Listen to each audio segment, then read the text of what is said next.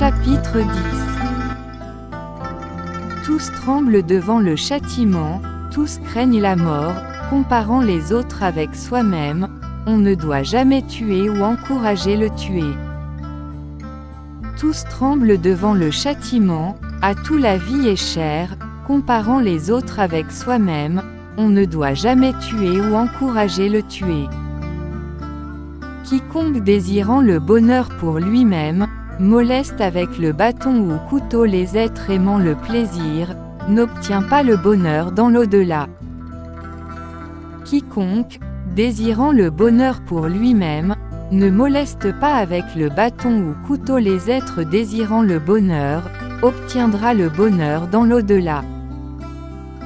Ne dites à personne des paroles dures, ceux qui les reçoivent riposteront, pleines de souffrance, vraiment, sont les paroles coléreuses, l'échange de coups peut vous meurtrir. Si, comme un gong brisé, vous vous taisez, vous avez déjà atteint Nibbana, aucun ressentiment ne peut être trouvé en vous. De même qu'avec un bâton le bouvier conduit les vaches à la pâture, ainsi font la mort et l'âge qui conduisent à leur fin, la vie des êtres. Quand un fou commet des actions mauvaises, il ne réalise pas leur mauvaise nature, par ses propres actions l'homme stupide est consumé, comme s'il était brûlé par le feu.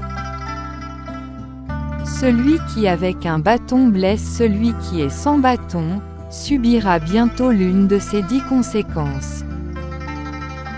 Il sera sujet à des souffrances aiguës, au désastre, aux dommages corporels, ou même à une grave malade, ou à la perte de la psyché.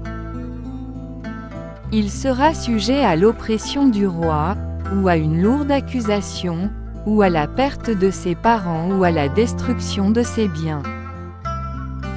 Il subira au feu ravageant qui brûlera ses maisons, ou à la perte ou destruction du corps, cet homme non sage renaîtra en enfer après sa mort.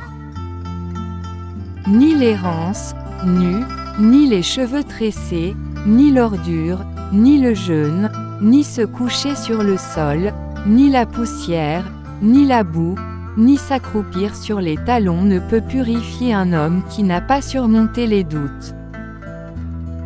Quoique paré de couleurs gaies, s'il vit en paix avec les passions subjuguées et les sens contrôlés, ayant la certitude, des 4 degrés Arya, de vie pure, ayant laissé de côté le bâton envers tous les êtres vivants, celui-là est un brahmane vraiment, un samana, un bhikkhu.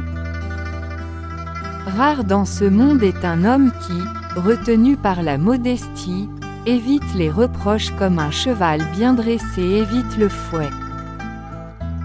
Comme un cheval bien dressé, touché par le fouet, de même, sois ardent et rempli d'émotions, par la confiance, la moralité, l'effort, la concentration, l'investigation du Dhamma, en étant doué de connaissance et de conduite, et en étant attentif, débarrasse-toi de cette souffrance sans limite.